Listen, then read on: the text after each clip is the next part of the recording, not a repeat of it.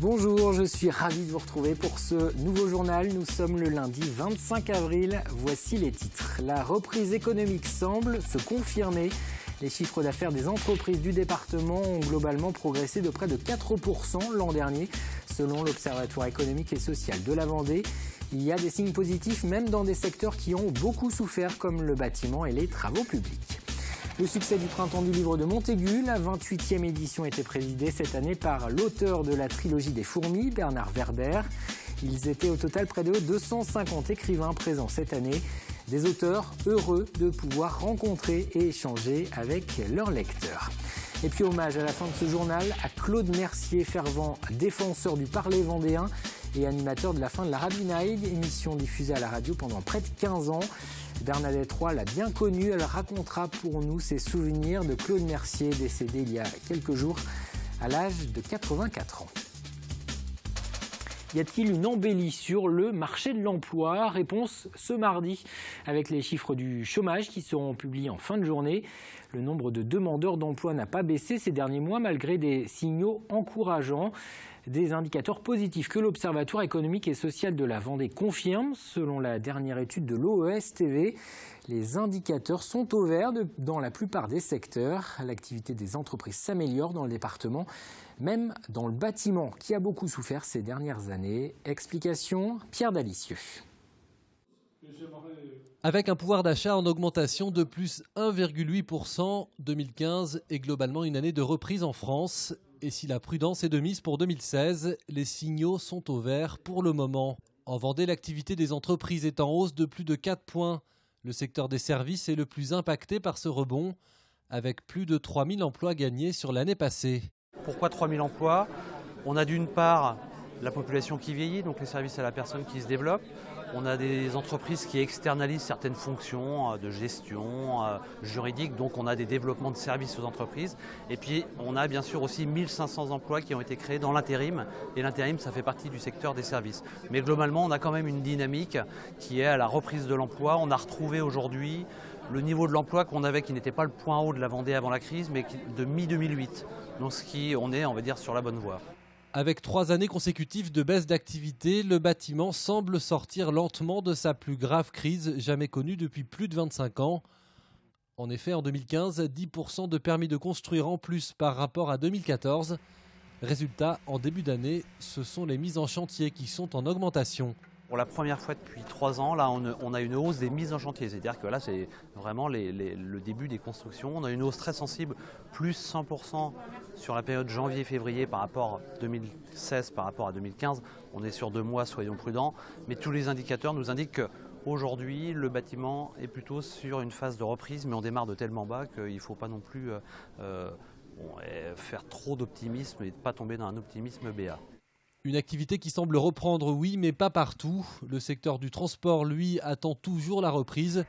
Un secteur qui souffre toujours de la concurrence de certains pays européens. Le transport routier n'est pas du tout dans ce schéma de reprise actuellement. Le fait d'être confronté des pays de l'Est, notamment, n'ayant pas les mêmes charges que nous, n'ayant pas les mêmes coûts de production que nous, fait que les prix de transport proposés par ces sociétés-là avoisinent parfois 20-30% de moins que les prix des transporteurs français. Une reprise en demi-teinte donc, selon les secteurs d'activité, et un chômage, lui, qui ne baisse pas, avec 3 500 000 demandeurs d'emploi en catégorie A dans l'Hexagone. Attention, si vous devez prendre le train, tous les syndicats de cheminots appellent à une journée de grève ce mardi pour peser sur des négociations en cours autour de conditions de travail. Conséquence, le trafic sera perturbé. Selon la direction de la SNCF, un TER sur 3 circulera en Pays de la Loire ce mardi. Des liaisons en car seront également mises en place. Concernant les grandes lignes, seul un TGV sur 2 sera assuré. Cet appel à la grève court jusqu'à mercredi 8h. En bref, un nouveau décès sur les routes du département. Une femme d'une quarantaine d'années a été tuée vendredi en début de soirée à Chaland dans un choc frontal entre 2 véhicules. L'accident a également fait 3 blessés légers. Un hommage rendu ce dimanche aux victimes des camps nazis. Le 24 avril, c'est la journée nationale du souvenir de la déportation. La cérémonie de La Roche-sur-Yon a eu lieu en présence du dernier rescapé vendéen des camps, Jean Lédé. 70 ans après la fin de la Seconde Guerre mondiale, ce devoir de mémoire est une nécessité pour le préfet de la Vendée. C'est l'occasion de saluer l'engagement individuel pour la défense de la liberté. Un sujet, selon Jean-Benoît Albertini, plus que jamais d'actualité. Se souvenir que la paix n'est jamais acquise, se souvenir que même lorsque nous ne sommes pas dans un état de guerre, la vigilance, la mobilisation citoyenne est d'actualité parce que l'agression prend des formes nouvelles aujourd'hui, c'est important de le faire. Dire aussi que, évidemment, les forces de sécurité sont en première ligne, mais que chaque citoyen est concerné par les enjeux de la situation, comme l'ont été des centaines de milliers, des millions de personnes pendant la dernière guerre mondiale. Le prix Ouest 2016 a été remis à Lorraine Fouché. L'auteur a été récompensé pour son livre Entre ciel et loup. Distinction remise au printemps du livre de Montaigu. La 28e édition du rendez-vous littéraire avait lieu ce week-end. Avec pour président cette année Bernard Werber, l'auteur des Thanatonautes et de la trilogie des fourmis, a rappelé son attachement à la littérature. Il estime que dans le monde troublé actuel, les livres peuvent être des remparts. Je pense que les livres sont là pour lutter contre le fanatisme. Tant que les gens lisent, ils sont instruits et ils ont envie de liberté, deviennent capables de penser par eux-mêmes. Quand les gens ne lisent pas, ils sont manipulables et ils peuvent être attirés par des idées plus faciles et plus simples qui peuvent les amener à faire des bêtises. Donc, en tout cas, surtout au niveau des jeunes, je crois qu'il y a un combat pour leur donner envie de lire et pour leur donner envie de réfléchir par eux-mêmes plutôt que d'écouter des mécanismes simples et réducteurs. Bernard Werber qui a également confié que des amitiés avaient pu naître à l'occasion de salons comme le printemps du livre de Montaigu. Ces événements autour de la littérature offrent au public la possibilité de rencontrer leurs auteurs favoris. Mais ils permettent aussi aux écrivains de pouvoir échanger avec leurs lecteurs et de recueillir leur avis, comme a pu le constater Élodie Pépin. Sophie Audouin-Mamicognan est une auteure de livres de jeunesse à succès. Pour preuve, la file de fans qui ne désemplit pas. Pour autant, l'écrivaine ne boude pas les salons. Elle en fréquente 4 à 5 par an, car elle aime partager sa passion. Ce que j'essaye de faire le plus possible, c'est de transmettre mon métier d'écrivain pour que les nouvelles générations commencent à écrire. À chaque fois, je leur dis écrivez, écrivez, écrivez, lisez, lisez. Tous les grands auteurs sont de grands lecteurs. Un peu plus loin, un autre stand lui aussi est pris d'assaut. C'est le coin des dessinateurs de BD. Des artistes, des passionnés qui, durant le salon, s'accordent en quelque sorte une pause. On a un boulot très d'ours. Moi, je suis dans ma grotte 15 heures par jour et 6 mois par an. Donc, c'est bien de sortir, de s'aérer, de voir du monde. C'est un salon pour s'amuser, un salon surtout aussi pour rencontrer son lectorat, parce qu'on ne le voit pas forcément. Savoir si on est toujours en communion avec lui. Pour d'autres, par contre, c'est un peu plus compliqué.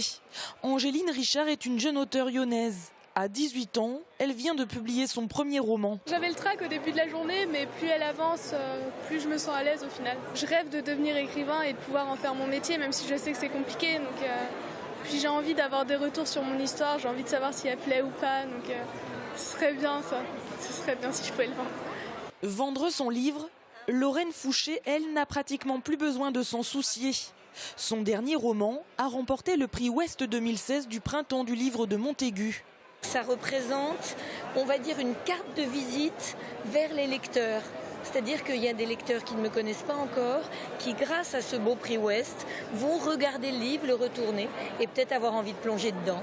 Écrivain à succès, dessinateur de BD expérimenté, jeune romancier, chaque année le Salon du livre de Montaigu permet aux auteurs de trouver ou de rencontrer leur public. Et notez que l'émission littéraire Préface sera spécialement consacrée cette semaine au printemps du livre de Montaigu avec pour invité l'auteur Lorraine Fouché, émission à retrouver sur TV Vendée ce vendredi à 20h. Et si le printemps du livre de Montaigu s'est refermé ce dimanche soir, un autre rendez-vous littéraire s'est ouvert. La semaine du livre jeunesse a débuté ce lundi à Luçon.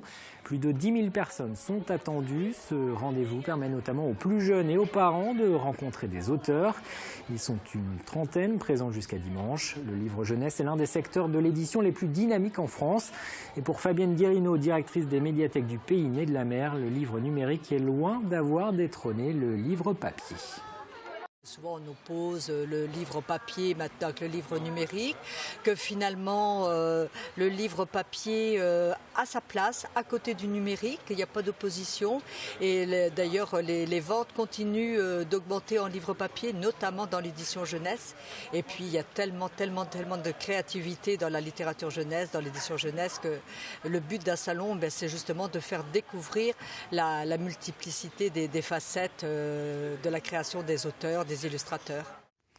On ouvre une page sport à présent. En voile, la solo maître coq s'est achevée ce week-end sur la victoire d'un Vendéen. Benjamin Dutreux a remporté la 5e et dernière manche de la compétition, la plus importante.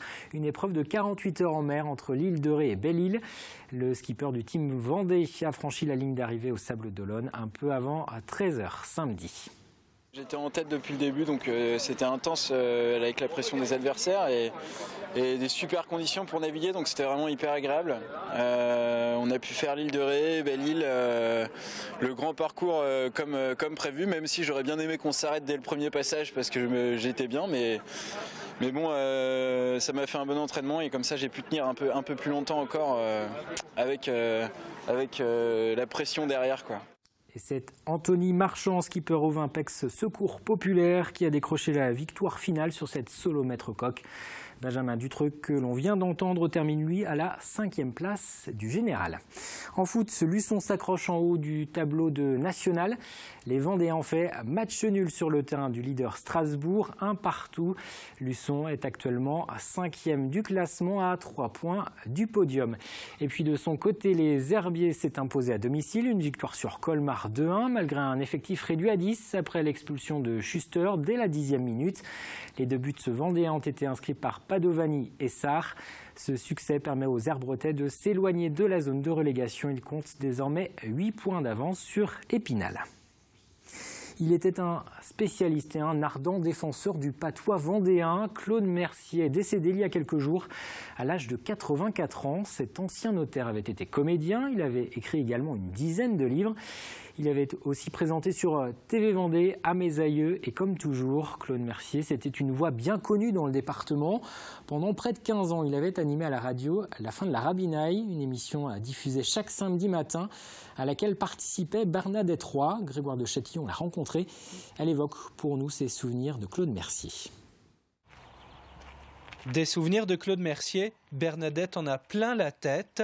14 années d'une émission de radio à succès, La fin de la Rabinaille, chaque samedi matin en direct de 11h à midi sur Alouette FM. Cela ne s'oublie pas, surtout avec dans l'équipe un personnage truculent comme Claude Mercier qui pose ici, à droite sur la photo souvenir. Il nous surprenait très souvent, puisque quelquefois, comme il arrivait de Coulonges-sur-Lotis, il fallait bien 1h15, 1h20, l'émission était commencée. Alors on regardait la vitre, on dit là, pourvu qu'il arrive, pourvu qu'il arrive. Et tout d'un coup, mais il changeait de personnage. Je me souviens, il est arrivé quelquefois avec habillé en Père Noël. Voilà, il y avait que la haute qu'il n'avait pas, et il faisait l'émission quelques minutes en Père Noël. Et puis après, il se déshabillait. Mais du moment qu'il pouvait faire quelque chose pour faire rire les gens, pour rendre les gens heureux, c'était son but, rendre les gens heureux. Je crois que ça, on ne l'oubliera jamais. Amuseur, chansonnier, défenseur du patois vendéen, avec cette émission de radio, Claude était dans son élément. Il disait que tous les jours, il pensait à la fin de la Rabinaille. En 1987, Claude Mercier écrit et enregistre Le moment venu, un texte hommage à la Vendée qui sonne comme la fin. Tout ce que j'ai aimé en ce jour de départ, je l'embrasserai tout dans un dernier regard. Debout sur cette terre 1000 fois fécondée, une dernière fois je verrai ma Vendée. Pour ce jour de bonheur, je te crierai merci. Et puis me retournant, je dirai me voici. C'est une lettre qui a été enregistrée par lui-même et qui a été dite l'autre jour à sa sépulture. Comme dit le proverbe africain, un vieillard qui meurt, c'est une bibliothèque qui brûle. Avec Claude Mercier, c'est un peu comme si l'historial de la Vendée était parti en flammes. Et à noter que la grande émission présentée par Adèle Fugère sera consacrée à Claude Mercier ce mardi à partir de 18h10. Comme chaque lundi, on jette un coup d'œil sur les principaux rendez-vous des prochains jours. Il y aura du sport cette semaine avec le début ce mardi du championnat d'Europe de badminton. Ça va se dérouler jusqu'à dimanche au Vent d'Espace. C'est la première fois que la France accueille cette compétition qui va réunir plus de 200 joueurs européens. C'est la dernière occasion pour certains badistes de décrocher leur qualification pour les Jeux Olympiques de Rio. Jeudi, nouvelle mobilisation contre la loi travail. Plusieurs syndicats ont lancé un appel à la grève et à manifester pour obtenir le retrait du projet de loi. Des rassemblements sont prévus le matin à Fontenay-le-Comte et l'après-midi à La Roche-sur-Yon. Plusieurs parcs s'ouvrent à la visite ce week-end. C'est la 13e édition de l'opération Jardin ouvert au profit du Neurodon. L'entrée est payante, entre 4 et 6 euros, et 2 euros sont reversés à la Fédération pour la recherche sur le cerveau. En Vendée, 6 lieux participent à cet événement, comme les parcs du château de Némy ou de la Flosselière. Enfin, dimanche, ce sera le 1er mai, le jour du Muguet et de la fête du travail, l'occasion pour les syndicats de défiler pour rappeler les avancées sociales obtenues grâce à leur combat. Un mot de la météo prévue ce mardi, pas mal de nuages, quelques gouttes de pluie en début de journée. Il y aura un peu plus d'éclaircies dans l'après-midi. Les températures elles restent fraîches, 4 à 9 degrés au lever du jour, 12 à 14 au meilleur de la journée. Le détail des prévisions, c'est dans un instant avec Armel Pavageau. Et puis pour terminer le journal, on enfile un casque et des protections pour les coudes. Direction Notre-Dame-de-Mont. L'opération Tous en roller était organisée ce week-end. L'occasion pour les plus jeunes de s'initier à la glisse urbaine, mais aussi de tester le roller hockey, la trottinette freestyle ou encore le BMX. On se quitte donc sur ces images. Moi, je vous donne rendez-vous demain pour un nouveau journal.